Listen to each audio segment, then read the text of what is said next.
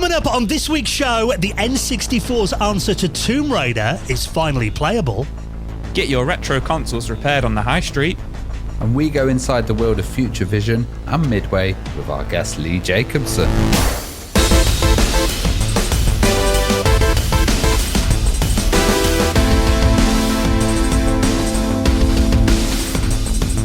And the Retro Hour podcast is brought to you every single week with our incredible mates at Bitmap Books. Now, have you seen their latest volume that everybody is talking about? N64, a visual compendium, telling the story of the console that changed the gaming world and covering more than 150 titles that define that system. Obviously, Super Mario 64 is in there, GoldenEye 007, The Legend of Zelda, Ocarina of Time, Banjo-Kazooie, and lots more as well. If you love the N64, check that out and the rest of their retro gaming collection at bitmapbooks.com. And with our mates at PCBWay. Now, I'm sure you know about PCBWay. If you're working on anything retro at the moment, they offer a fully featured custom PCB prototype service with low-cost, fast turnaround quality boards, and they offer services like 3D printing and injection molding. And of course, you know that PCBWay are massive supporters of the retro community, so you can get an instant quote on their website right now at PCBWay.com. Hello and welcome to the Retro Hour podcast, episode number 424, your weekly dose of retro gaming and technology news with me, Dan Wood. Me, Ravi Abbott. And me, Joe Fox. And a very warm welcome to the show. Of course, the podcast every Friday takes you on a nostalgic trip back to the golden age of video games, taking you back to the 80s, the 90s, the noughties, talking about all those classic systems, those games as well, and of course, bringing you up to speed on what's been happening in the world of retro gaming and technology from over the last 7 days. And then, second half of the podcast is when we bring on a veteran of the industry to tell us their story. Now, it's a really interesting one this week that we'll talk about more in just a second. Before we do that, though, it has been quite a busy week in terms of news. I did see some great pictures on our Discord of some of our listeners in North America sharing pictures of the eclipse that happened over there on Monday. I was gutted that we missed out on that over here. Yeah, I think, didn't we have one when we were younger? I do remember being on a canal holiday and we had the glasses that we got from, the newspaper. At the Sun. Sun newspaper, that is. Yeah, and it did happen. I remember seeing an eclipse. Yeah, I remember. So there's one in 1999 that I think was the last kind of big one here. Yeah, and I remember rushing home and taking my dog out for a walk. And again, I had the eclipse glasses out the paper, not realising that I was actually too far north in North Yorkshire, and it literally went a little bit cloudy. Well, my dad's friend had a welding mask. He used that. Just put that on in the middle of the street. That's the thing, you've got to be safe. I did see that apparently the next morning after the eclipse, the most searched term in Google on Tuesday morning was, "Why do my eyes hurt?" Do you remember seeing those? It was like a little box and you'd look at like the shadow of it. Yeah. In the reflection as well, yeah. Yeah, you could make those yourself, couldn't you? I remember seeing the instructions for them. So, I was a bit sad that we missed out on that because I think it hit here about 8 p.m, so the sun had already set here in the UK on the eclipse on Monday. But yeah, some incredible pictures, and thank you to our listeners who shared them in the Discord. And the other big news, of course, on Monday that we'll talk more about in just a moment was that Nintendo closed down a couple of big services. The Wii U and the 3DS Online is no more. And I was keeping an eye on Twitter because I was quite interested to see do you remember when the original Xbox Online shut down? And there was people like playing Halo 2 for about a week afterwards, wasn't there? Just still trapped in the game. Yeah, I think it was like... I'm stuck in Halo 2. No, you're not. Just switch it off. But there was people playing it for ages because I think Microsoft basically, they wouldn't let any new players join, but they wouldn't kick you off. So I was kind of wondering whether that would be the case with the 3DS and the Wii U, but it turns out it wasn't. I did see a few posts off people. There's one on Twitter who was in the middle of a game of Mario Kart 7 on Rainbow Road, collected a load of shells and bonuses, about to cross the finish line, then all of a sudden they got an alert saying that the server's offline, so they couldn't play it. And I think the last person playing the Wii U, from what I've seen on Reddit, was a user called Squeaker, who was in the middle of a game of Splatoon, and then everyone else got kicked offline. It was a pretty sudden shutdown for the 3DS and Wii U. However, if you have got those consoles and maybe looking at them thinking, oh, they're going to gather dust now, we've got some good news for you that we'll talk about in just a moment. So all of that coming up in our news. Before we do that, though, we did announce last week, and we've had a good response to this, that if you wanted a copy of the Retro Hour book that, of course, we did run a Kickstarter for about 18 months ago now. We've finally got some copies available for non-Kickstarter backers. Our patrons have now got first dibs on them. Yeah, we printed some extra ones as well. And, backers of the Kickstart as well. We've had a few that actually haven't still sent their addresses. I think there's about 10 people outstanding who I've emailed about 5 times in the last 6 months asking for their address. So if you've not received it, then please, check your emails. Yeah, but for everybody else, if you are a backer of our Patreon, if you join us on Patreon, you now have access to buy a book on there. We've put a bunch of them up there and had a really good response as well. So if you'd like to get hold of a Retro Hour book, that's the easiest way to do it. Join our patrons community and you'll see the form there. First thing you see on our Patreon at the moment. Sign in, register your details, and we'll get back to you with a postage quote. And I'm sure Joe is looking forward to boxing up more books. Absolutely. And sending them out. Yeah. I'm ready. Get those boxing fingers you've ready. Got it down now. You know how to do it. Yeah. I mean, I knew how to pack a box before. I'm not that stupid. You're just quicker now. All those memories of those nights over Christmas, you sitting there all cozy with your fire on, boxing books up while watching Christmas films. So we're going to be doing it again. So if you'd like to get hold of a book, do join us on Patreon. All the details are at theretrohour.com. Now, let's talk about our guest this week, because this is a really interesting chat we've got on this week. We're going to be talking to Lee Jacobson. Yeah, man, that was a really, really fun interview. It was good to be on one. It's been a while again for me. But yeah, really interesting. Talking about the development of the cult classic Harvester was really, really fun and interesting and quite insightful, because Harvester is obviously, quite a brutal, gory point-and-click adventure. And hearing, the development of that game and, how the HUD was made and everything, and Lee's opinion on horror films and horror games as a general was quite funny, but a really, really, really good storyteller as well. And it was great just kind of following his journey from kind of like the mid to late 80s up into the mid 90s. I'm looking forward to really hearing this one because, wasn't there some interesting technology used in that? I know I always mention Amiga, but I know there was some Amiga stuff used in the digitization process. Yeah, well, it was basically it was right in the middle of the FMV craze, really, wasn't it, when that game came out? They started developing it in 94 and it got released in 1996. And it was only a small team. I think he said about 8 people worked on it. So, massive, very ambitious task for such a small team. Yeah. And he kind of talks us through the whole process of, the digitized characters and how they literally did it frame by frame, drawing around every single actor, and he did say, if they'd known how much work it would have been and how long it would have took prior to doing it, they might not have done it. But we're certainly glad they did. Yeah, and it's an interesting game because, there were a lot of kind of games that grabbed the headlines back then. Obviously Mortal Kombat was doing it in Night Trap as well. The age ratings came in. But actually, this game, Harvester, really does live up to its reputation of being a bit of a gore fest. But also quite a funny game as well. It's a weird balance of like humour and, violence pretty much.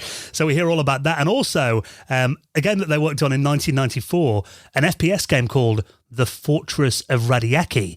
Now, I first came across this game when a YouTuber that I watched called Civi11, he did a rather scathing playthrough review video of it a while ago, basically saying that it was one of the worst FPS games, if not the worst FPS game he's ever played.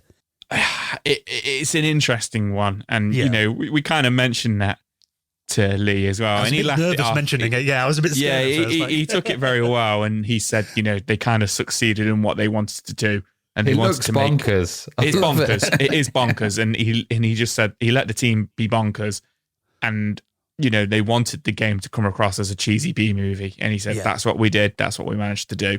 And there's all kinds of weird enemies in there, isn't there? Like, what kind of things are in there? Ninjas, alligators, samurais. I'm looking at a clip. There's like robots. A guy, I think he's in Lederhosen, and he's got a giant baby's dummy. Like, I don't know what's going on. It's just a mad game. Who is Dr. Radiaki? Is he like the main protagonist in it? You have to play it to find out, won't you? Good answer. It is available actually too. Again, now they re-released it last year, so they're you can play it on new platforms. But that's the thing. A lot of the press for it was basically them saying it's so bad it's good. It's kind of one of these games that you just have to play to see what it's like. So we hear all about that and the development of that game as well. And then, like you said, he kind of moved into working at Virgin Interactive, worked for Midway for a while as well. So he's got a really interesting history. So we're going to be joined by this week's very special guest, who was the founder of Future Vision Inc., that later on became DigiFX. Lee Jacobson will be on the show in around 35 minutes from now. Now, before that, we'd like to have a little roundtable chat with our resident joystick jugglers, talking about what's been happening in the world of retro from over the last week. Now, I did mention that the Wii U and the 3DS have gone offline. And it's a strange one because when did those systems come out? I think the Wii U was only like, 2011, 2012, around 2012, something like that. 3DS was a little bit before, I want to say. Which doesn't sound that long ago, but that's over 10 years ago. I mean, that's strange because normally, when we do retro, we kind of go back 15, 20 years usually. But for some reason, the Wii U kind of falls in that category a bit like the Dreamcast. Some of the kind of feels a bit retro now. So we generally do like to talk about it. And I think the support for Virtual Console as well puts it in that kind of retro era where, the Switch has moved on to emulators and, proper releases. It still felt a bit GameCube-y. The Wii U. It's a strange one because of quite a lot of my friends. We obviously covered BioShock in last week's episode. A lot of them were like, "Is BioShock retro now?" Like, BioShock's not retro. It only came out in 2007, and I'm like, I know what you're saying. Like, Xbox 360 doesn't feel retro. 2007. I mean, that's 2 years into the Xbox 360's life, but that's what 13, 15 years ago now. Yeah. When we first started doing this show 8 years ago, we considered the Dreamcast to be completely retro, and that wasn't quite as old as what BioShock is to now. Yeah. So there's children that old. Yeah. Well, yeah. It's just weird. It's a strange feeling, but yeah, it's. I guess the Wii U is sort of retro, and the 3DS. I think it's. The way the compatibility of it is so retro. So stuff like, having the controllers for the GameCube that you can actually have in the adapter. You can play some of the original titles on there with the original controllers. It's got that like kind of weird crossover, and it's also it's a weird crossover itself of a handheld console that you can't really leave the house with. It's quite a strange thing, the Wii U. And I think the fact that it makes such a good emulation box as well. Oh yeah, that's what it's totally really good at. With that Virtual Console having some of those titles, I've got it modded and I've got all of the forwarders on there, and you can load up stuff, but you can load up emulators in there, and that's what I mainly use it as, just a great retro kind of emulator. But also it does the Wii stuff on there as well. Yeah. So it's got a lot of different systems. It covers MSX, it's just fantastic. Yeah. Well, this Monday, 8th of April at 12 o'clock Pacific time, that was when Nintendo pulled the plug on the online server. So if you were playing, as I mentioned, if you're in the middle of a round of Splatoon or Mario Kart, you might have seen your service going offline seemingly forever. But we did talk about this, must have been about 4 or 5 months ago now, a service called the Pretendo Network that at the time was in beta, and you had to join their Discord if you wanted access to it. Now it turns out that, because originally, the idea was this was going to be a third-party replacement for playing these consoles online, but at the time we thought you had to hack your console. You basically need to mod your Wii U or your 3DS if you wanted to use these third-party servers. But it turns out now there is a method that actually this came around pretty quickly after Nintendo pulled the plug on Monday. Within a few hours, the Pretendo Network have now shared a new workaround that means you basically get access to its homebrew servers without jailbreaking your Wii U. Yeah, so it's interesting. So we covered a story recently which was about, getting the Dreamcast online and some of the titles that you could play on that. And they were all hacked up. It was like a kind of, there was Phantasy Star Online, which had its own private servers and stuff. The games had to be modded too, didn't they? Some of the games had to be modded to be played online and stuff. Where with the Wii, it's already there. With the Wii U, it's all established. And using this exploit, you can basically do a simple DNS change, and Pretendo's network, which is called Shutterbug, then gets put in place of the old Nintendo network. Yeah. The cool thing about this is all the functionality comes back. So Wii U Chat, I don't know if you've ever done that. It's a video chat service. You can do that. You can basically have the Miiverse working. Right. So you can browse the communities, leave posts, start messaging people. The rankings are starting to work in games like Pikmin. They're working on Mario Maker, bringing all the levels back as well. Oh, wow. So got archives of that, but also matchmaking works. So you just go on a game and then you do matchmaking. It will actually find someone else on the Pretendo Shutterbug network.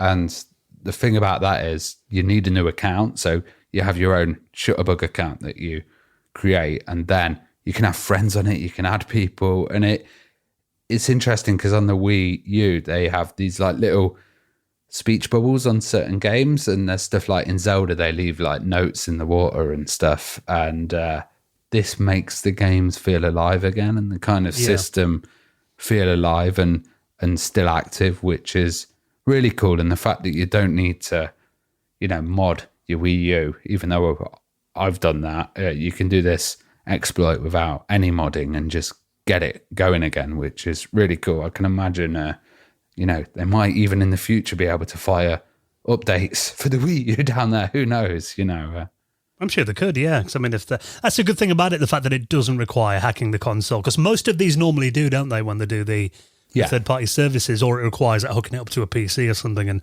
running some software on there. But I think this is so easy to do that I think anyone that is still playing the Wii U, it's a no-brainer to do this, isn't it? Yeah, you do change the DNS, but you also put a file on an SD card and put it in, and that's it really, which is pretty amazing. I don't know if this works for the free 3DS. There's no mention of that so far. I mean, I'd assume, I think that was one of the games that the Pretendo Network would work on there as well.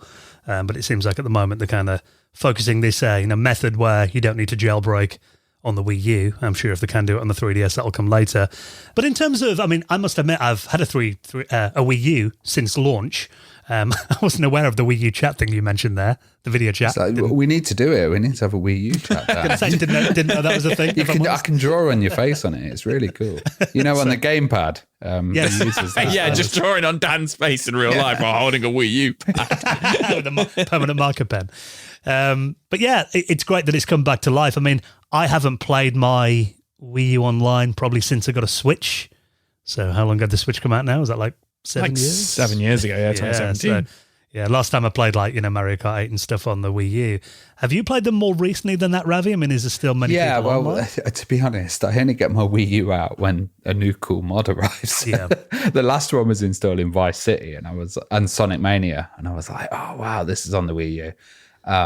That was all modified, but now I'm going to go and get it back online, and it should be really interesting. But also a thing for me as well is because I do use modded titles on it, I'm kind of scared that Nintendo were going to fire something down that would, remove everything or make it not functional or say you're being a naughty boy. Whereas being connected to the Pretendo... you're being a naughty boy just on the screen. But being connected to the Pretendo network, I don't think, it's as risky as that for me. Yeah, to be fair, I think I've said it before, I've got a feeling Nintendo will probably rather forget the Wii U ever happened. So I can't imagine they're going to send any patches down to brick this, unless they've been really pedantic. But yeah, fingers crossed. So I think the timing of it's really good as well, because I know there were, looking at, Reddit and X and stuff like that, there were a lot of people that actually dug their Wii U's out again on Monday, to play it for like what they thought was going to be the last time. So the fact that this came out like hours later, I imagine there will be a lot of people who maybe got back into it and thinking, it's a shame it's going offline. They might still have them set up from earlier this week. So very good timing, I think, before people pack them away again. So if you want to get access to that, I'll link up how in this week's show notes. Now, this is very cool. We always love seeing these. Seems to be a bit of a trend recently about people kind of making their own modded systems and things into like handheld consoles. And someone's actually turned, I must admit, I wasn't familiar with this rare PlayStation 1 controller, but this has now been made into a fully functioning handheld PlayStation.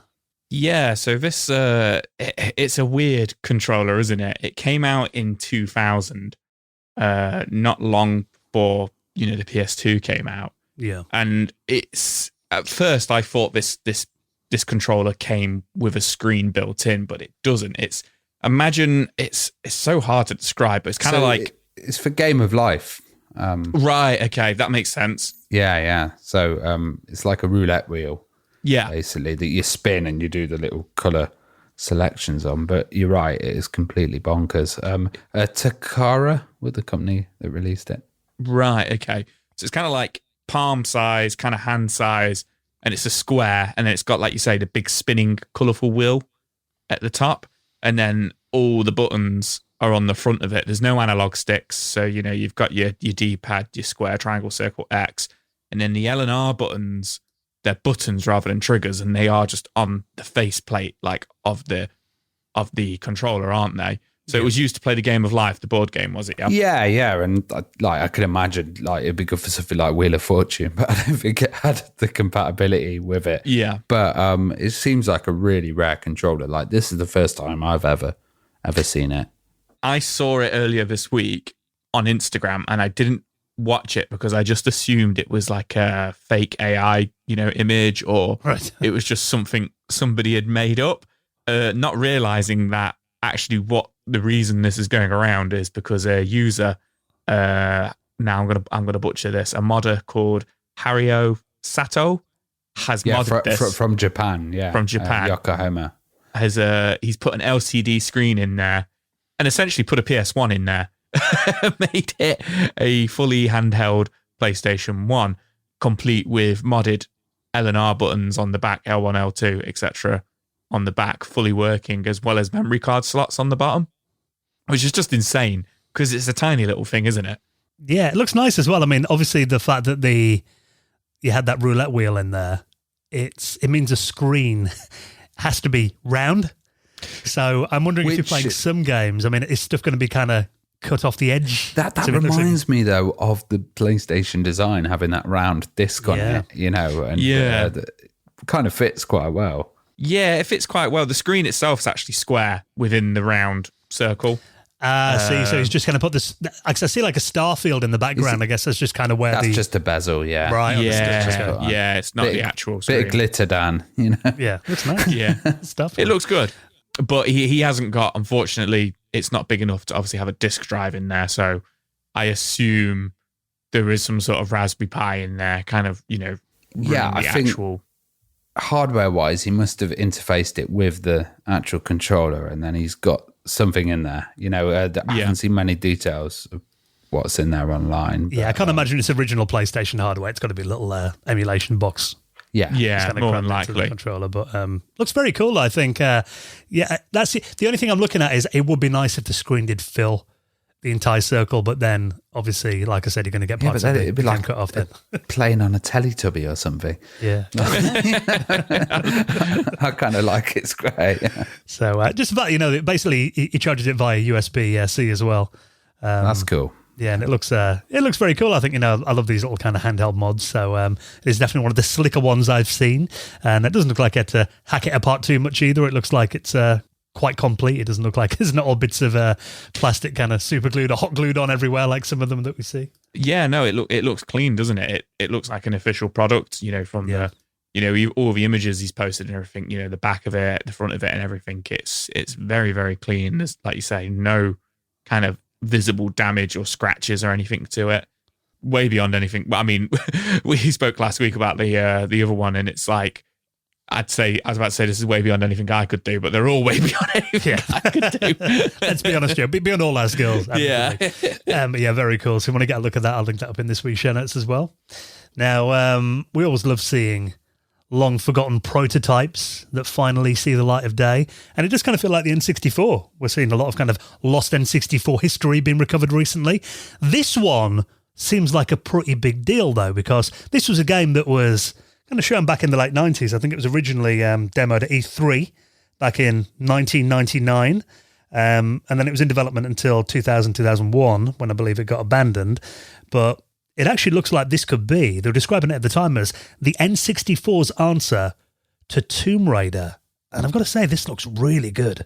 I don't know how good it looks. Really? It looks all right. Well, talk us through what it is then, first of all. So the game itself is called Riqa, spelled Riqa. and it is a third-person action platformer shooter in the vein of Tomb Raider, but it is very clearly, from just looking at it straight away, an N64 game.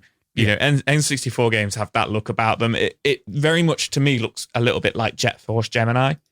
The way it kind of looks and feels reminds me of Jet Force Gemini more than it does Tomb Raider. But the reason this has been dumped is it was a developer who is, you know, anonymous at the moment, who worked for a company in the 90s who were also working on many, many other games, which were unreleased or later got picked up and changed into PS2 or GameCube games. He also worked on the Die Hard 64 game that never came to be. And he's released this game probably because of so many other N64 games which weren't released, kind of surfacing. And he pretty much explains that he's got loads of builds of this game, but he's like released 20 of them, I think, isn't there? Yeah. But he's released 4 builds of it, which I think his name's Tenshu. That's all he goes by. That's his username. That's his username, yeah. And he's posted this saying, you know, these 4 builds I'm posting are the most kind of like made up builds. You know, they were the most far along before the game got cancelled in the late 90s. And, you know, it's a pretty complete game by the looks of things. You can stage select on it. So you have to put 2 controllers into the N64, and it's fully playable on N64 as well. It works on an EverDrive. He puts, as well as other emulation technology, you know, on your computer, but it will run on N64 hardware through an EverDrive, and you have to put 2 controllers in. The first controller, obviously, controlling the game and everything as it should, but controller 2, if you press the start button on there, it will bring up like a debug menu so you can stage select. It appears there's no enemies in the game, though. It is just you kind of running around an empty, complete game. Right, okay. With around 10 levels on there. And I've gone through the 10 minutes of footage that Time Extension have posted, and I couldn't find any enemies. I only found one scene where you were shooting your gun. It's a like a pole, isn't it, or something you're shooting at? Yeah, and you get and there's a laser gun as well. The look of it kind of reminds me of Aliens, you know, like that futuristic, square-looking ships, you know, and it's all very metallic and, you know, kind of very colourful. Very, very colourful. But even down to the characters, they're kind of dressed in that kind of like US Colonial Marines kind of gear, and they've all got like these laser guns and kind of like hook shot kind of things. It looks like it would have been a good game. I just don't see it. Like, personally, I didn't look at it and go, that looks like Tomb Raider, like everybody's saying. To me, that was the first thing I saw was Tomb Raider looking at this, but I think just because the female protagonist is in it looks a lot like Lara Croft and moves a lot like Lara Croft. Yeah. Yeah, and kind of jumps a bit like Lara Croft. I can see that they've definitely took, shall we say, some heavy inspiration from Lara for the female character. It looks like you can play some male character in a as very well. kind of sci-fi setting as well. Yeah. It's not got any natural elements in it from what I've seen. Because later on in the game, you see like in the Unreal playthrough. Tournament or something. You know, the rooms. Well, about 5 minutes in, it looks like you're playing as a male character as well, who's a guy running around with he's got blue hair and a cape. Which is very could be inspired by some to me. Yeah. Or Superman, maybe. What do you think technology-wise for the N64? Yeah, I mean, I think if you look as at a this... prototype, you know. Well, I think this would have been, I mean, again, it looked like they were kind of hyping this up as like the N64's answer to Tomb Raider, which I think in 1999 probably would have been a big selling point, being that, you know, there was no Tomb Raider games on the N64. I think a lot of people would have jumped at the chance to play something similar to it if they went down that route of marketing it.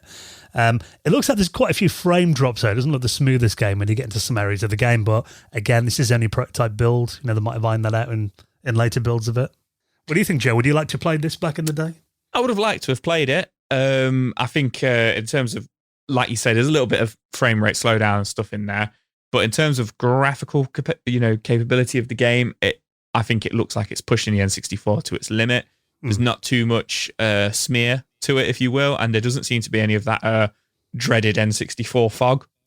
No, it's very clear, isn't it? Very sharp. It's a very sharp, clear game.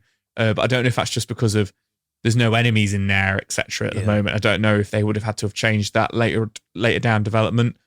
But you know, the worlds, the environments and stuff, they look very large and very clear. And like I say, other games such as Castlevania 64, you know, sometimes they have that elusive fog covering up half the map. You know, just because of it's, you know, trying to cover up the graphics like kind of popping in and stuff. But no, it looks like they did quite a good job of this. The company was Bit Studio, they were called. Yeah, it looks like they knew that what they were doing by this point, but I guess this was a few years into the N64's life. Yeah, it's definitely not a polished product, early on prototype, because, he's saying it works on an EverDrive, but you also need 2 controllers. As I mentioned, when you're using it. So yeah, it's pretty good though that it's all available and that they've actually put it out there. Maybe it could get completed, or there could be like a fan version or something like that by the end of it. That's what I'm hoping. He says, I mean, he was working at Bit Studio. He said basically the game got cancelled and the team got moved on to work on Die Hard and Thief World Rogue Ops. So they basically abandoned the game. But he said he's uploaded 4 zip files, which are the final builds of the game. So if you want to play like the last 4 builds of it, they're available now, but obviously there's no more after that. But it would be nice, because I mean, it looks like there's all the framework here, and obviously you've got the controls are all in place, you've got, the main characters are in place, the levels are in place. Like you said, Joe, it just really needs the enemies, doesn't it, in there? Yeah. And then it would be a playable game. So it would be nice. I mean, I don't know whether, I haven't looked at these builds that he's uploaded. I'm not sure whether it's source code. I've got a feeling there might just be kind of, executables at the moment. It would be nice if the source code was available so people could kind of finish it or build a game around it. That would be kind of the dream. But obviously, one step at a time. I think it is very cool that these are available now. Because looking through the comments on the YouTube video, a lot of people were talking about how they saw previews in like Nintendo magazines back in the day. They never heard anything else about it again. Or maybe saw a trailer for it on TV. So it is cool that people can finally play the game, all these years later, 25 years later. So if you want to check that out and download that build to play on your EverDrive, and there's also a instruction video that he did as well if you want to get it running on emulation on a PC. So I'll link those up in this week's show notes as well. Now, it has been a bit of a bad week in retail here in the UK. I don't know if you guys saw the headlines again. I think it was like on Monday. Busy day for news that was. When Game, which is our main high street game retailer, I say video games, they're really 75% toys and stuff like that these days. Yeah, a few video games in the corner. We had the news a while ago that they're stopping trade-in games. They're not going to sell like pre-owned games anymore. And it also turns out now they're going to be doing a lot of redundancies. It said, when isn't it a bad week for the high street? Yeah, that's the thing. I mean, in the UK. We always say, it's a shame that they don't do many video games anymore, and they're trying to get into board games and toys and stuff like that. But I guess if, all these, we know the direction the industry is going is digital. I guess if your bread and butter's kind of been eaten away, you've got to kind of reinvent yourself somehow. But they are saying that staff should be ready for redundancies that are coming, which is always sad to hear. But it turns out there is kind of one shining light on the UK high street for retro game fans, and probably the only kind of major high street retailer now that is in the retro gaming market would be good old CEX or Sex, as they constantly try to get us to pronounce it, which nobody does. But now they're going to be doing retro console repairs. I found this really interesting. So the headline is Sex, CEX, Kex, whatever you want to call it, are now going to be doing in-house repairs, but it isn't quite all as it seems. It is going to be a partnership with a company called Tech Center, who boast that they've already done like over 100,000 repairs, through their own kind of like online company since they started. And what it's going to be now is you can drop off your console, retro or new, into a Kex, and they will do a no fix, no fee for you. So you drop it off, they don't fix it there and then. It's not Kex who then, sit there at the counter fixing it with a soldering iron and stuff, unfortunately. They then post it to Tech Center, who will then trying to repair it for you with a 7-day turnaround. And if they can't fix it, there's the no fix, no fee. You just go pick the console back up. So that's the key thing here. If it can't be fixed, don't worry about it. They'll give it you back, which is quite good. I saw quite a few people moaning about this when I first saw it announced a couple of days ago. And quite a lot of people like, oh, CEX don't know what they're doing and all this kind of stuff. So I've been on the Tech Center website. I've even seen people moaning about the website saying, oh, it's full of all AI images and, they're not really retro people and stuff. But there's actually, I don't know if you guys have been on there, but they fix a lot of consoles. So you go on there, you get a quote, you can pick PlayStation, Xbox, or Nintendo, or other. And if you go over into other, I initially went to handheld consoles, and they had Game Gear, and then the Atari Lynx 1 and 2. And you click on it, and it will say, what's the problem? Is it a screen problem? Is it a power problem? There's only 2 or 3 options, and then it'll give you a quote. I've done about 20 quotes on there, all different consoles, the 32X, Sega Saturn, Mega Drive. You know, I was just playing around with them all, and they're always $39.99. So it's £40. Right. So it's quite steep if it's a Sega Mega Drive, for instance, because of if you can get a Sega Mega Drive for less than that. You know, you could buy a replacement, you could just buy a replacement. However, they also fix, like I say, the Sega Multi-Mega is on there. Atari Jaguar is on there. And they're all... Jaguar CD even they do. Is the CD on there as well? Yeah, Atari Jaguar CDs. There you go. So 32X, stuff like that.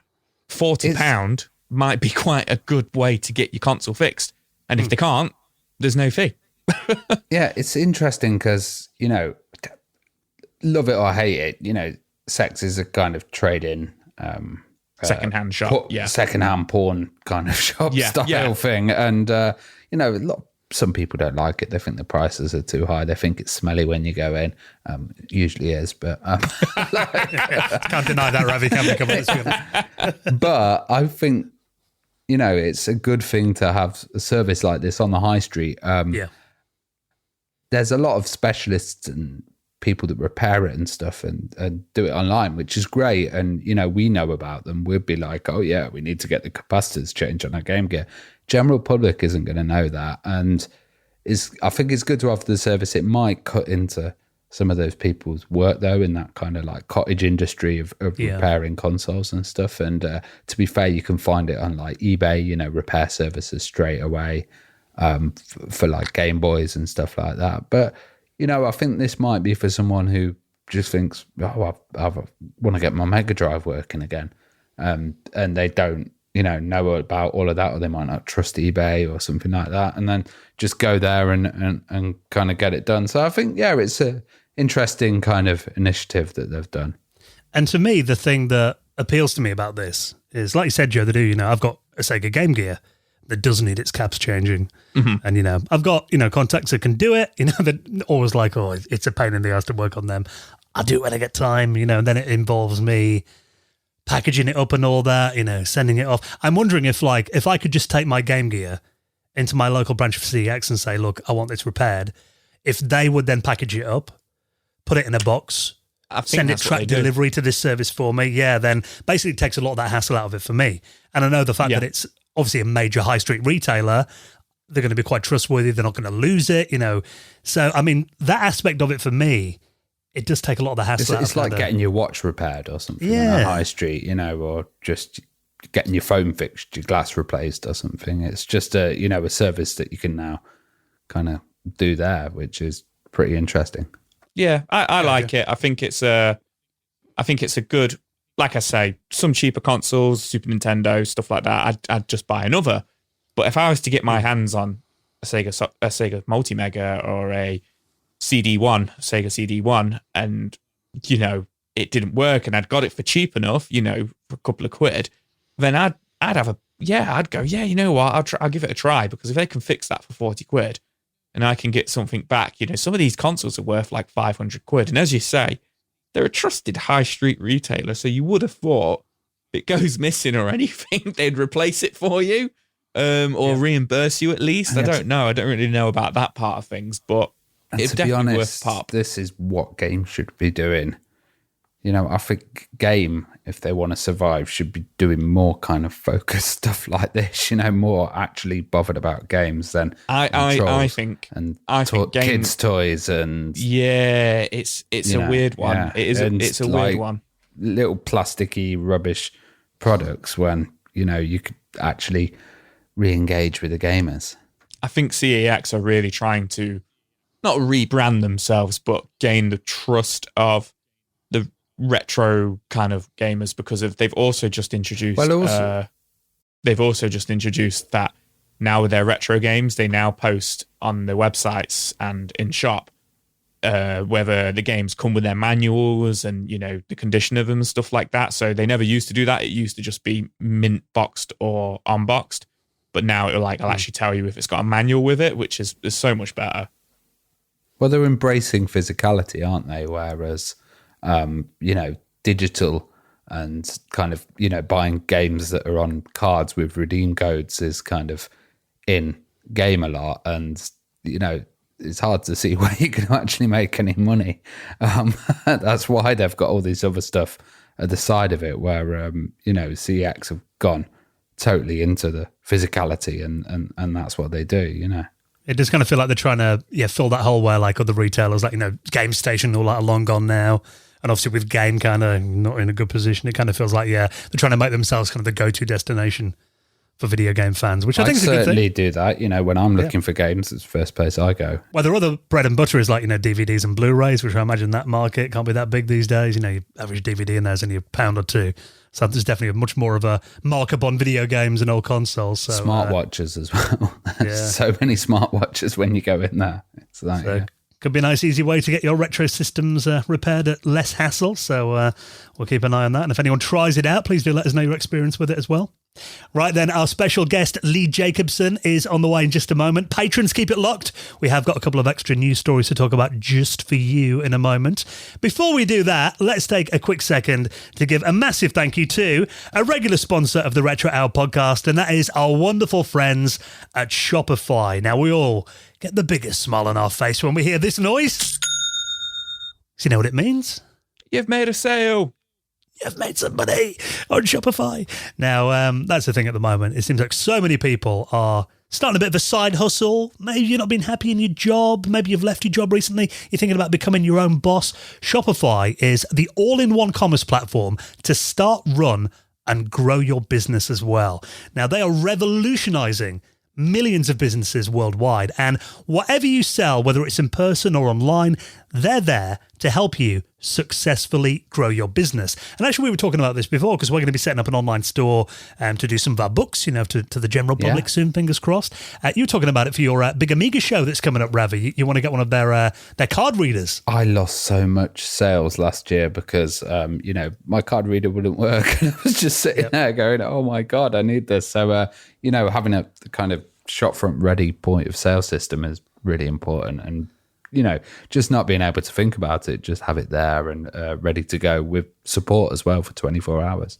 That's the thing about Shopify. I mean, you don't need any coding skills. You don't need to learn design, anything like that. They give you industry-leading tools ready to ignite your growth and give you complete control over what you're selling and control over your brand as well. Even, we mentioned those, shop front ready point of sale systems, the e-commerce platform they've got online. They even connect to your social media accounts as well. So you can sell across, Facebook, Instagram, even TikTok as well, which I'm sure us being, what do the kids call us? Boomers, which even though we're not, but we're too old to use TikTok. That's always appreciated. So they have got, like you said, that extensive course library, and they have online support that is available 24 hours a day, ready to support your success every single step of the way. So no matter how big you want to grow, Shopify will be there to empower you with the confidence and control you need to take your business to the next level. So if you sell anything at all, it is time to get serious about it today. So why don't you try Shopify for yourself? Now, of course, we've got you a great offer, as we always do. We want you to try this out. So how's about we give you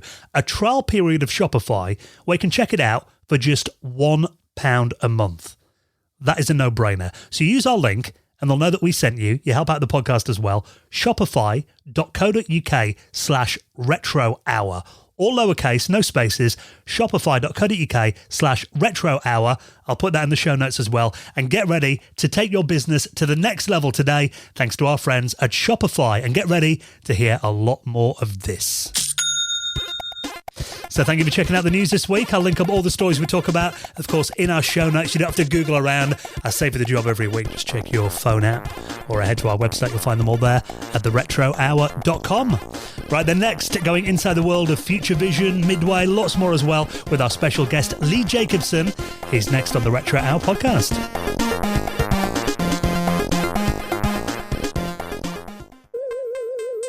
You're listening to the Retro Hour podcast, and it is time to welcome on this week's very special guest, someone who's been a true visionary in the industry and actually founded a company called Future Vision Inc. back in the day, which went on to become DigiFX and was behind games like Command Adventure Starship, the dark and twisted world of the adventure game Harvester as well, that's definitely become a cult classic, and the early FPS game The Fortress of Dr. Radiaki, which we'll talk about that. He also worked for companies like Midway as well, and contributed to the legendary legendary San Francisco Rush 2049, and much more, which we'll get into during the next hour or so with our special guest this week, Lee Jacobson. Welcome to the show, Lee.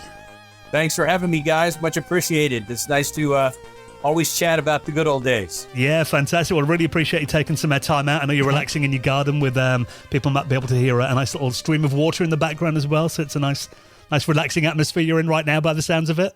Yep. Just relaxing on a good old San Diego afternoon.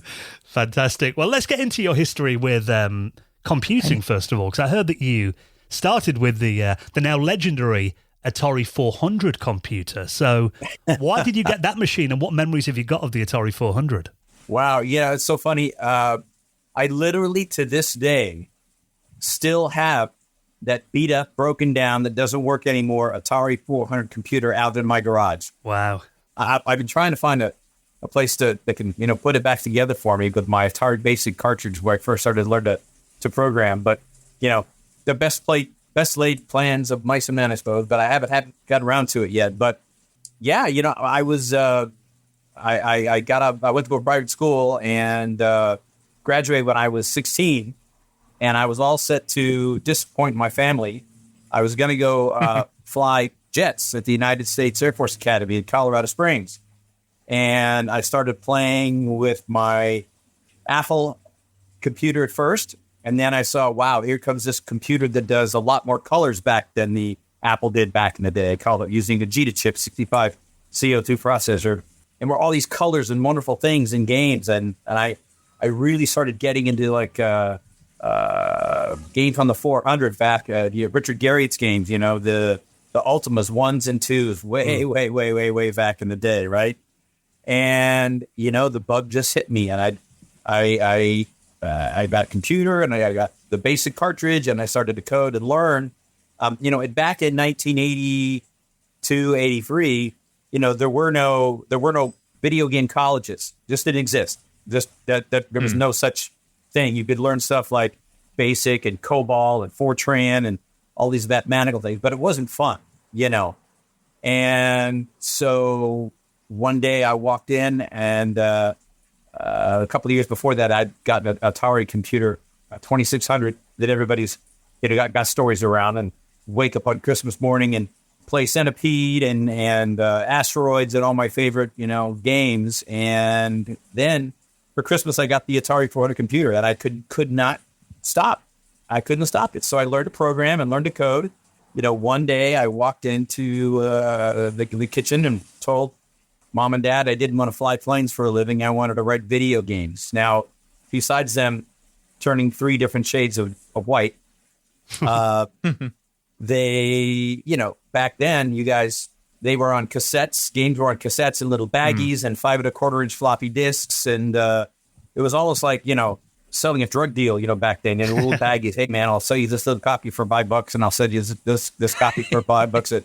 There was no market, right? There was definitely a cottage industry back then, wasn't it? Yeah, I mean, it was very crazy. And, thank goodness there became a real industry around it. And from then on, I just started writing games. Nothing really meant too much, but went to an engineering school, not even around anymore, for God's sake, in Dallas, and learned to program and started writing games and just figuring out what worked and what didn't work. And eventually started a multimedia company doing advertising, but then said, you know what?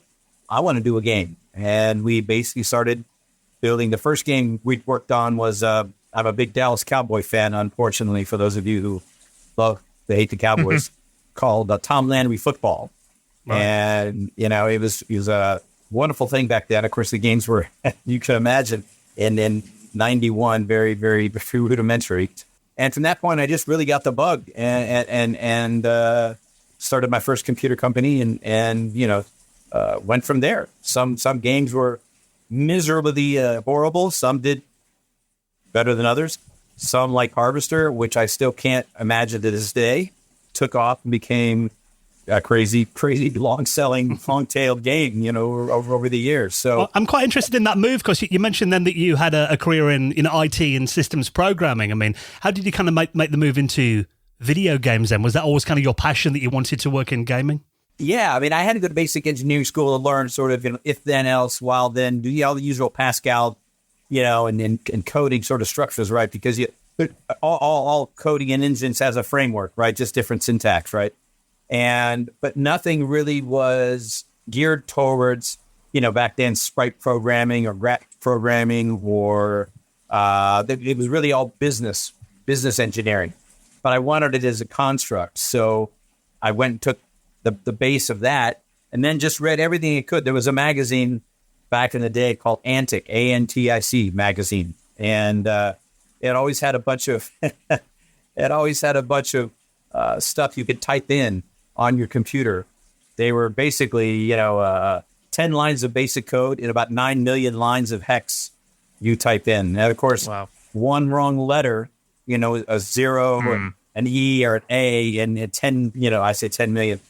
Thousands and thousands of lines, crashes everything, right? So basically, you go back and debug over and over and over and over and over and over again.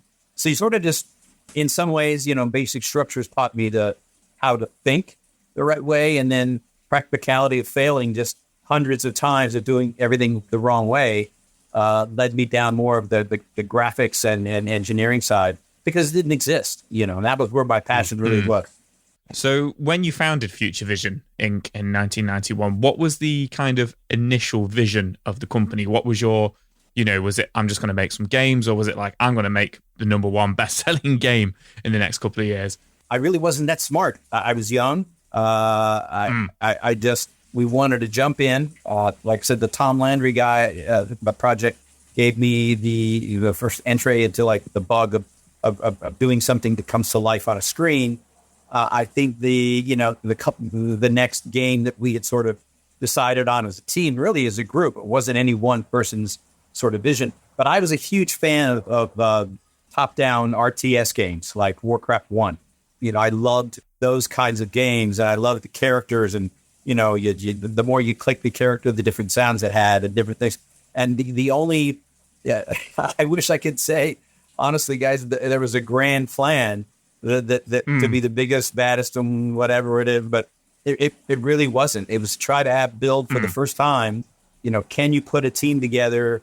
Can you go through the process of starting from nothing, building something, but with a twist? And the twist for us was, how do we? I mean, it's kind of weird now that I look at it. It looked like No Man's Sky and Bethesda and some of the games where.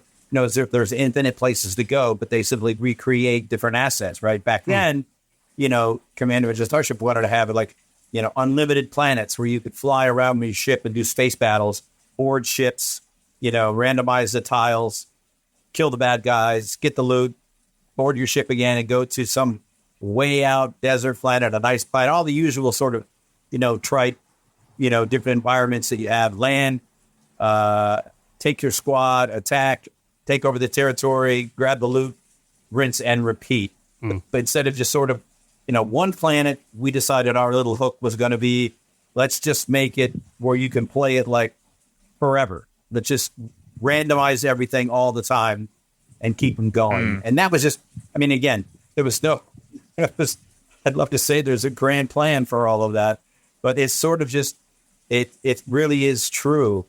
Years later, when I went to work for Virgin Interactive in Irvine, California, Brett Sperry and Lou Castle, who ran Westwood Studios, my old bosses, I remember them saying, and I didn't know at the time, which was, you can't plan an entire game out no matter how hard you try. Yeah. Give it up because it's going to change 1,000 times over. And until you do it, you iterate it and you see how it plays, you see how it feels, and you see whether you have something. You may go down a completely different path. So to script everything out and write out, the entire game plan from the beginning is just a lost cause. And I learned that firsthand with every product that I worked on, Well, that was one of the first titles that Future Vision released was Commander Venture Starship. It was the very first one, right? We cut our teeth on it. Yeah. So where did the idea come from for that then? How did it come to life? Well, I think some of us really like I said, the real-time strategy, top-down, three-quarter isometric sort of gameplay, whether you lot of people love Doom 2 that Westwood Studios did. And those kinds of games, SSI had certain kinds of games you guys might have heard of those areas. We were a fan, a lot of us were fans of those kind of, whether it's turn-based. I liked real time because it made you think on your feet a lot faster rather than plan things out in a grand strategy. You know, nothing's worse than having a million orcs flood your base at the same time to really keep you on your toes, right? And we wanted that same sort of, at least we tried, that same sort of visceral feeling, but one that could expand on way more than just, you know, one or two planets or various things. We wanted to try to bring an element of randomization meets real-time strategy that you could play for as long as you wanted. And it was really, honestly, I can't take credit for all that. I think it was really a team effort by the art team, you know, the engineering team and the production team. We really all collaborated, and you had to, because back then, you know, their teams weren't huge. Now they're huge, and you know, some teams are 100, 200 people or more. We had, you know, 8 guys in a room, and we just fought it out until we made a decision. You know, we kind of just did, you know. But I think it really just gravitated towards the kinds of games that we liked to play at the time.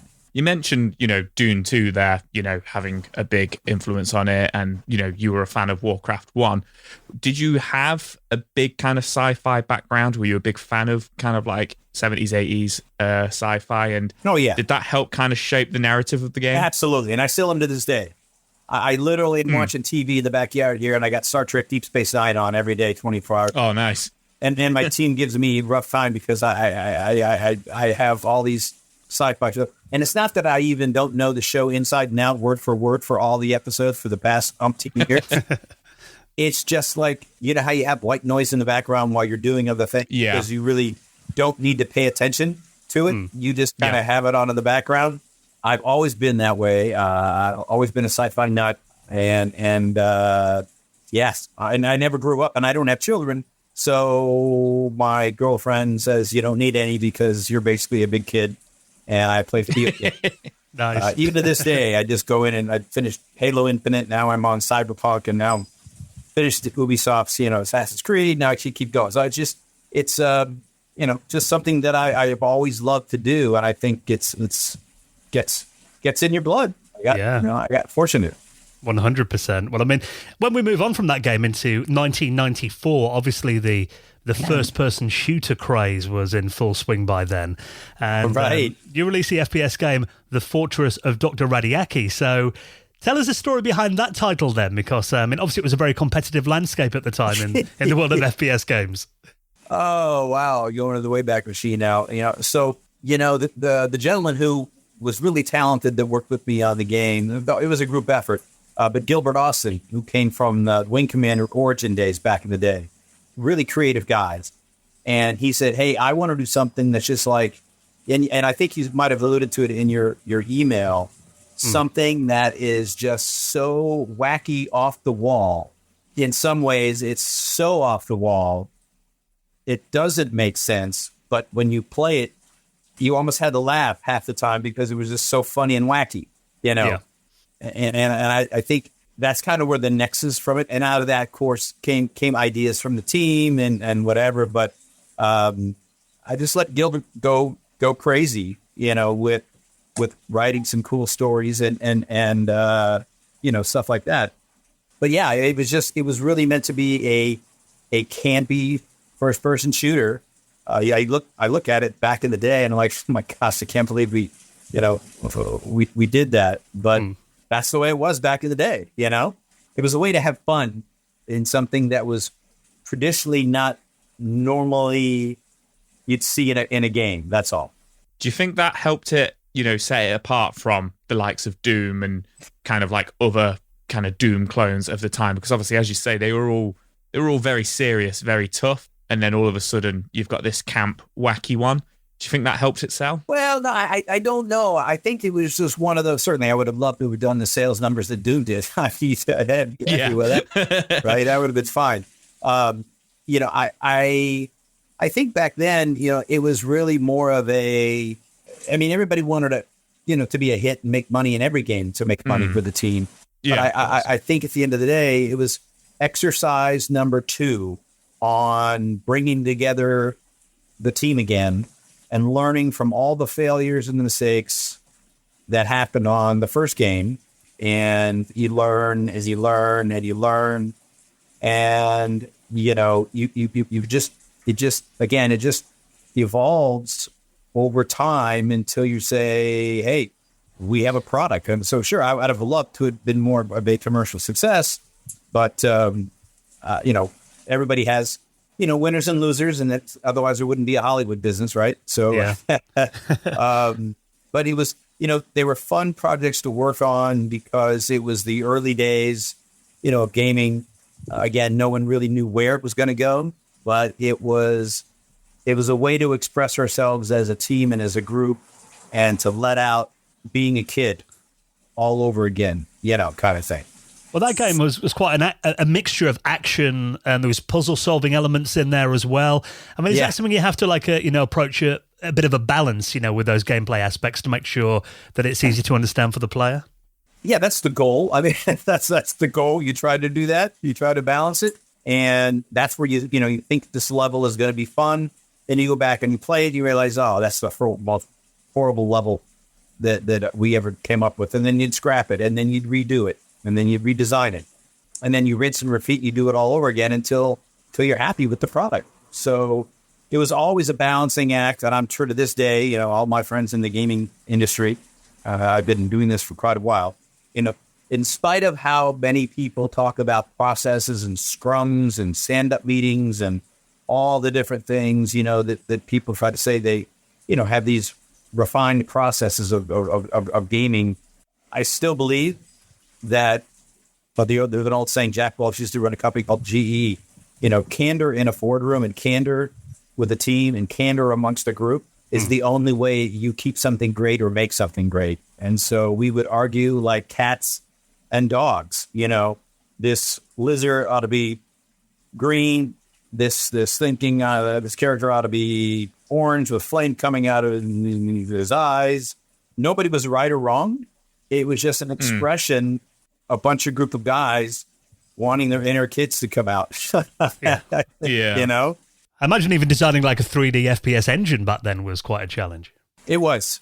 It very much was, because we didn't, I don't know, we didn't use any other third-party engine to my knowledge. I mean, gosh, it's been so long on that one, guys. I have to go back and look. The engineering team took the lead on that.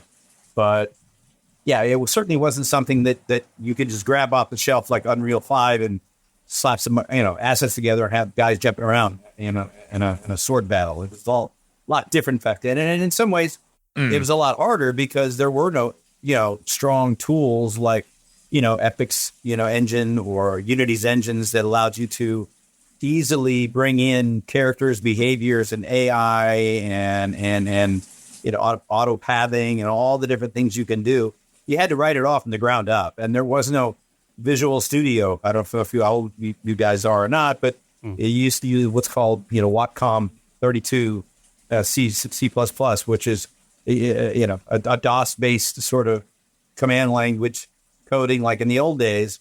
And there was no visual GUI to guide you through easily spotting, that one memory overwrite error that caused your entire game to crash in 300,000 lines of code that you had to go through every time to find out where the problem was. So it was quite a brute force task back in the day, Even the hardware it was running on, 1994, that'd still be, it was probably even pre-Pentium. It would have been 486s with probably 8 megabytes of RAM. So probably no graphics card. It was. It totally was. And then they were slow compared to now, but it was definitely a challenge. But you know what? When the nice thing about it is when you're young and you think you can take the world by storm, you tend to overlook, you tend to be what Bill Gates called an optimist pragmatist, which is where, I'm optimistic we're going to pull this off, but I still need enough money in the bank just in case we don't have enough for the runway. You know what I mean? There's always that balance of trying to manage all of it at the same time, but yet you still like run straight towards the enemy without any fear of getting killed, you know, in the battle, you know. Well, if people want to play The Fortress of Dr. Radiaki, that was re-released in 2023. And I saw when it was re-released, it was kind of quite humorously critiqued by some gaming websites and a few YouTubers as well. I know that Civi11, he did like a in-depth video into this where they actually kind of say the game is almost so bad that it's actually good. I mean, do you think that's kind of a fair assessment of the game, do you think? Well, if that were the case, then we did our job in that way because it was meant to be so over-the-top crazy with samurais and alligators. I mean, who does that? I mean, who does that, right? Who does that? You know, so I'd probably say he's pretty accurate in his assessment, but I didn't think for the longest time there'd ever be a resurgence of classic games like that ever, you know, coming back to market. And, you know, I'm glad to see that a lot of hard work, even though it doesn't look like it today, some people enjoy it. It lives on, yeah. So speaking of games that live on or got a cult following, in 1996, the cult point-and-click classic Harvester was released. Known for its dark and disturbing themes, what motivated you to kind of explore such unconventional territory in a video game at the time? That is probably the weirdest one of all in so many ways. Again, working with Gilbert on the story, when he came to me and we started talking about the idea, he said, look, I really want to do something that's like just over the top. Back then you had a game called Phantasmagoria that was also coming out, and it was a Roberta Williams game. And Mortal Kombat was getting gross, and of course, you know, whatever. And I remember, you know, Joe Lieberman wanting to ban a bunch of games. I think mine was one of them, and a bunch of others. But the weird thing about it is, I gotta tell you guys, I told him, I said, look, do whatever you want. Just go crazy, you know, just go crazy. Go nutso.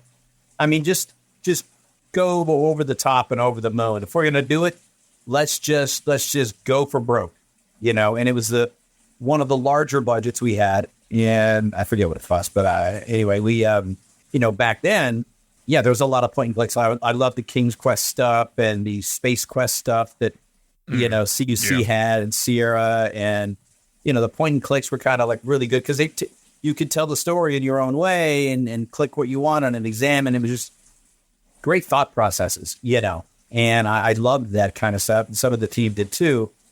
And let's said, look, let's don't just draw 3D sprite characters. Let's film it with real actors.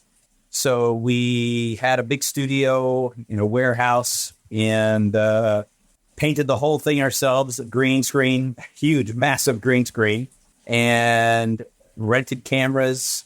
And literally, I mean, that they do it, of course, much better today, but from Steve the character and all the characters in the game, everything literally was hand edited frame by frame by frame and massaged by hand, by frame, one at a time for the entire game. And I got to tell you, I can't tell you how much meticulous work the team had put in to that game to do it all hand drawn. Because back then, you know, there would be halo effects around the green screen. There wouldn't, I mean, colors wouldn't always saturate right. They wouldn't look right. There'd be look like Star Wars. You know, the blue aura would be around some character. Yeah. You have to clean them up, and it was crazy. It was just really, really, really, really hard to do.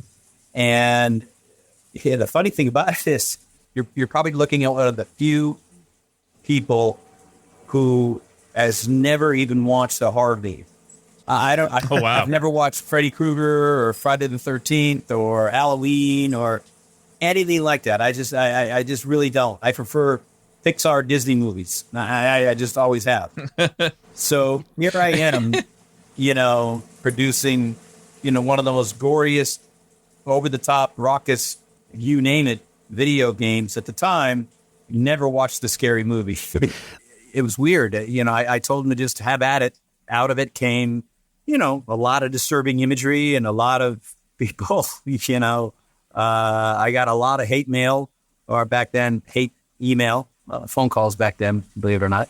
And it was weird. And we shipped the game. It did okay. It didn't do great. Virgin picked it up for Europe, which was great and helped move a lot of units back then.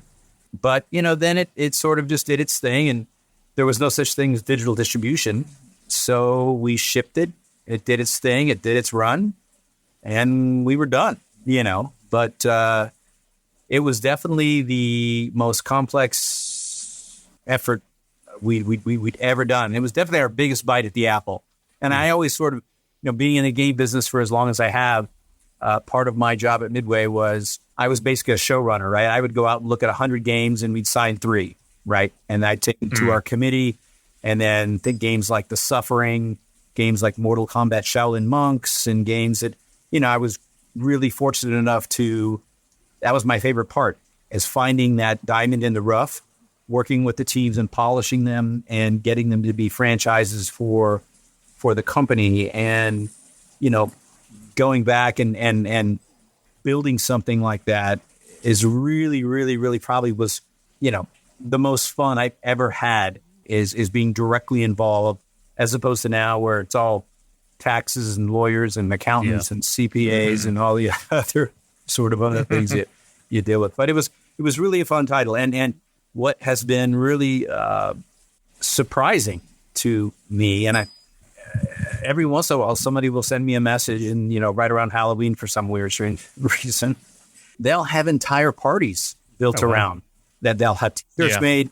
I'm not trying to make money off the T-shirts. They can have fun all day long. They make robes. They make costumes. They have parties. They know the characters. They talk about. They really go into things that, honestly, they theorize and speculate on all kinds of things that they go deeper than we ever imagined that anybody would go to talk about just the story and the backstory and everything of the characters. And it still is shocking to me that after all these years, the game has just had this rare, as you said, cult-like classic that people nonstop every single year celebrated and have events around it. It's weird. Well, going back to when the game came out, I mean, there was quite a lot of controversial content in there, lots of violence in the game too. And were there any kind of controversies related to the game's release? Because I know the game was actually banned in Germany. I read that at the time. It was, yes. Yeah. They wouldn't allow red blood, and we didn't want to change it. So Virgin said, forget it. We're not going to release it in Germany, which made people want it even more through gray markets and through other areas because they couldn't have it. It's just crazy. Do you think the controversial headlines and the gore and stuff, obviously it didn't sell at all in Germany, but do you think, you said it sold all right. Do you think it helped with the sales? Do you think it would have done worse or better if there wasn't any controversy? Gosh, that's hard to say, guys. I really don't know. I mean, oddly enough, I think the game in the past, 10 to 15 years, probably let's say 10 years or so, has gained more sales and more attention by a meaningful factor than it ever was when it was released on DVDs and at stores. I never would have guessed that it would still be selling as well as it is, to this day. Well, the game has a quite a unique blend of horror and satire as well. There is humorous elements in the game too. I mean, why did you decide you wanted to get some humor into the game as well as to kind of balance out the gore?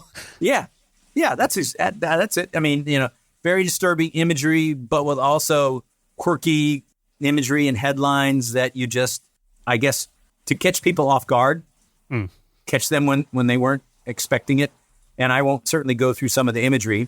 It's all over. You can see it over there. But, sometimes some of the cutaway scenes from a guy who has half a body trying to protect a missile silo, from the war, who's basically has no lower torso, to some completely different, gory scene that I certainly don't want to go into. Just snap from one to the other was just, it kept people, I think, off balance a little bit. And I think that was the goal.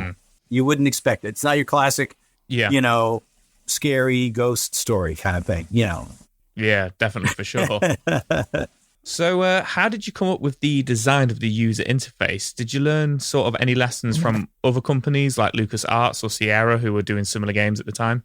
Yeah, well, I think, and this is just being in the game business for as long as I have, whether it's the games of today versus the games going back 20 or 30 years, no matter who you talk to, whether it's, Cliff Bleszinski or certain really well-known guys that have been in the business for a long time, everyone gets inspired in their own ways, right? People have been inspired from books like Snow Crash and, Ready Player One, and then everybody forms their own uniqueness, but nobody really starts off in a vacuum. Most people don't start off in a vacuum, right?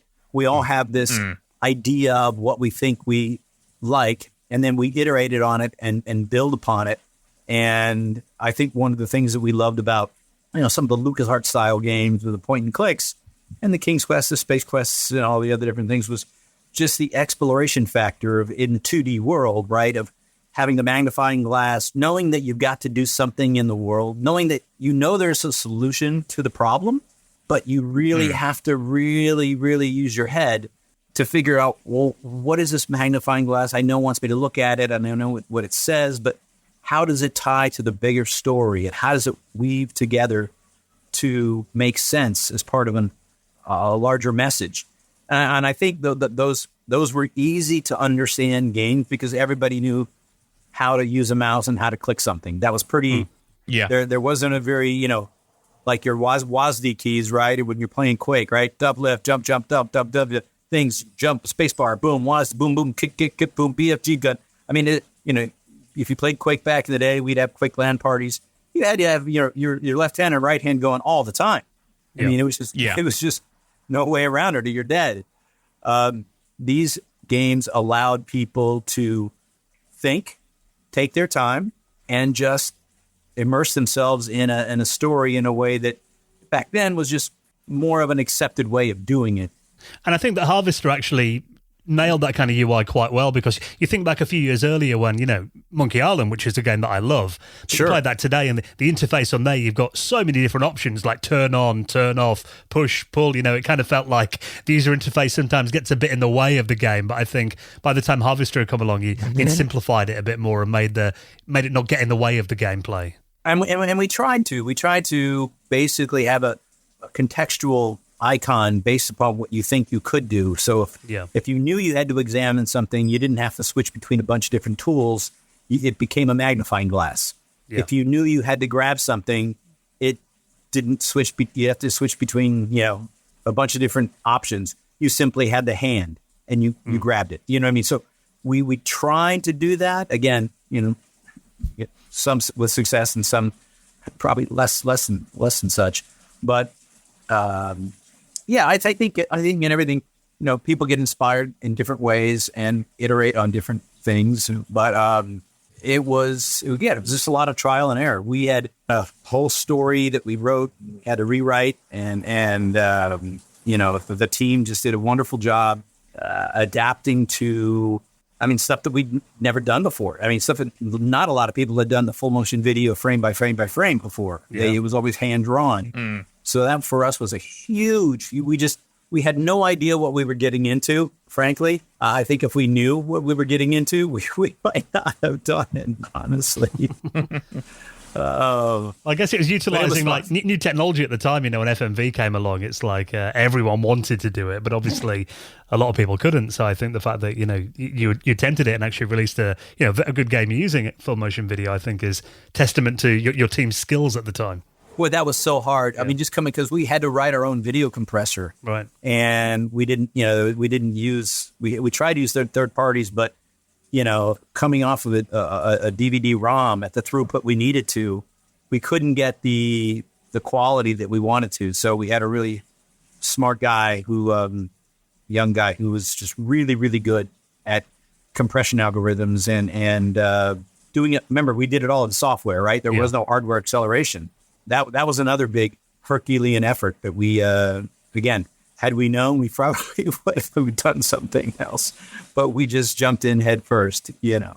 So the game gives the players a lot of moral choices. And, you know, obviously you don't always have to do the nasty, I guess, you know, the nasty thing in the game. What was the background of this aspect? You know, was that kind of like just to kind of make a more unique gameplay, or was it kind of hoping some players would take the higher ground? I think it was really more of an experiment that you know, to see and peer into, you know, how people think, right? How people, and it was two things. One is just yeah. Some people would have, you know, be benevolent. Some people would say, you know, I'm going to take this route, which is, you know, the more, shall we say, gruesome sort of route. But I think the second reason we did it is because we were hoping that, to the extent that people finish the game, as you see now in some games, right, only on a much larger, grander scale, they'd want to go back and save that game at a certain point and try and see what the different outcomes were if they chose the other path. Yeah. If nothing more than for adding some replayability and different perspective on, had I chose one way, you know, the red pill, the blue pill, et cetera, and the ramifications of those choices. And I think I remember having, you know, playtesters play test the game, and we'd watch them. It was very odd how some would just, they would go right for that hardcore down bad path all the way through. Yeah. And then some would just take the right path all the way through. But then some people, they went half and half. They were in the middle. And I think it was an experiment on looking at people's choices, as well as replayability and the ramifications of those choices as a player. That's all. It's interesting human psychology as well, I guess, watching people play it to see. Yes. Oh, absolutely. Yeah. Very, very, very intriguing. Well, you mentioned that, you know, obviously the game has achieved cult status now, and it's been re-released in recent years on platforms like Zoom and Steam as well. I mean, and obviously a whole new generation of gamers can play it easily now. I mean, how do you kind of feel about the game's legacy in the horror game genre?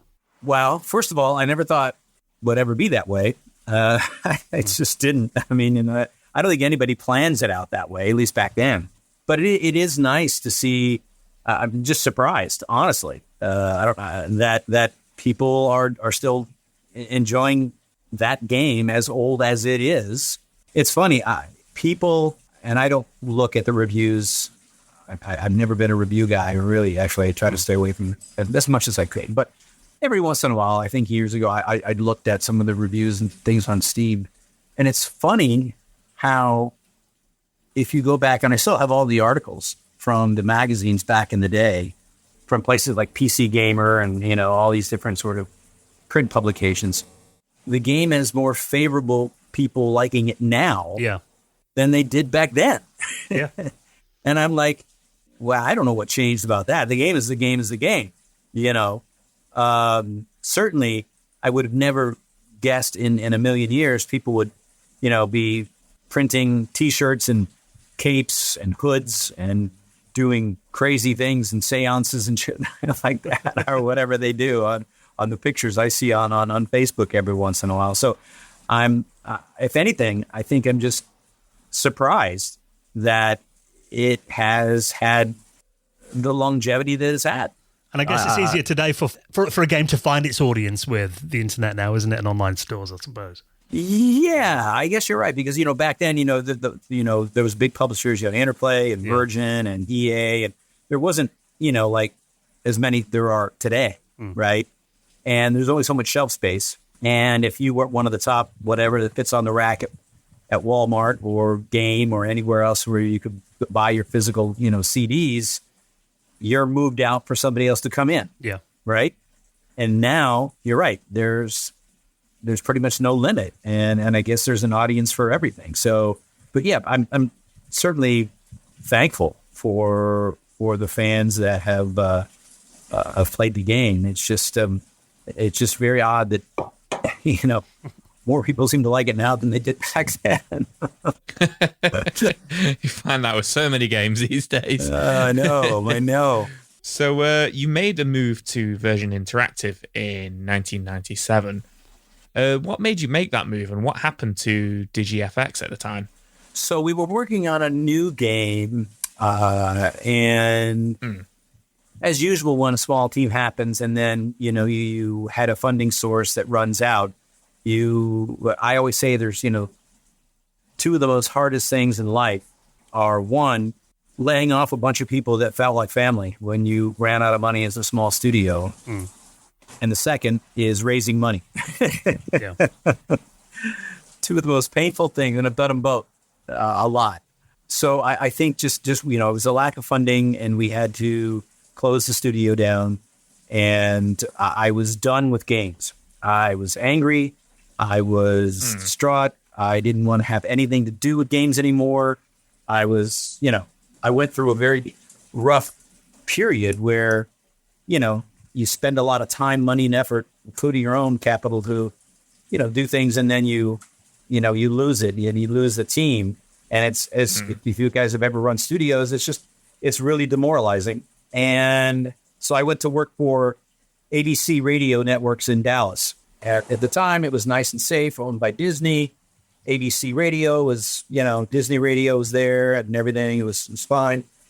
And because Virgin had published my game in Harvester and in Europe, I got to know the people in Irvine and the UK quite well. And they needed someone who had been in the trenches, failed a bunch, which I had my certainly share of. And they wanted someone to come out and really be sort of biz dev, to look at games, to evaluate content that could become the next big franchise, cross-merchandise it, cross-port it, and do all the things sort of like built. And that was really, really where I began to really fall in love with the process of hitting every show on the planet, then finding greenlighting games with the team, both at Virgin and Midway. I was at Midway for 13 years, and bringing franchises out of thin air, which made the company money, and really, really, really very fulfilling going down that road. And that I wasn't at Virgin that long before the company was sold to back to Electronic Arts. Right. And that's where being in Orange County was an easy move down to San Diego. Midway had a very large office at the time of about 200-300 people down here. Midway had internal studios and third-party studios. And because I was on the third-party side, my first big one I got greenlit was a game called Spy Hunter. Brought that back on the PlayStation 2, which was awesome. And, of course, we had Spy Hunter 2 and then Spy Hunter 3 with The Rock at the time, Dwayne Johnson. And bringing back Defender, which was the Defender was a really unique one in that it was one on a console game that brought in real-time strategy elements along with real-time combat, which was probably a little ahead of its time, but it was really, really, really fun because you had to think about the battlefield, and it was all in 3D, of course, and place units and drop them and have them attack things and then fly in the air and shoot the bad guys out of the air. And it was probably my happiest time because I was working, I ran the Japan licensing operation. So I'd be at twice a year Tokyo Game Show in Makuhari. And, we'd license in content from Japan, and we'd license Mortal Kombat over to Japan and other content. But just to get to see hundreds and hundreds and hundreds and hundreds of games every year. And every once in a while, you come up with some crazy harebrained idea and feel so gratified when it becomes a good franchise. A classic example was one of the senior executives at Midway said, we need an American horror game that can compete against Resident Evil. I'm like, wow, that's a really tall order. And so I started thinking about what would it be, and I had a large database of developers around the world, and I started sending out some ideas and got bad treatments, and out of it came a studio we ended up buying, but up in Seattle, and the game they made was called The Suffering. Right. And there became a franchise sequel to it. I ended up buying the company, and the game did extremely well for the company. And there's several other examples of those kinds of things. So those were probably the most fun, because for me, it was a combination of working with a team, just like we did when we had the studio that was small, Future Vision Digipex, that came up with ideas, collaborated. I got to work with the production teams that were just super talented. And as a group, seeing a franchise that you just dreamed up, people supported and came to life was just, I mean, forget about the money. It was just a gratifying feeling to see franchises get built out of thin air, right? So I was there for 13 years until we sold that to Warner Brothers.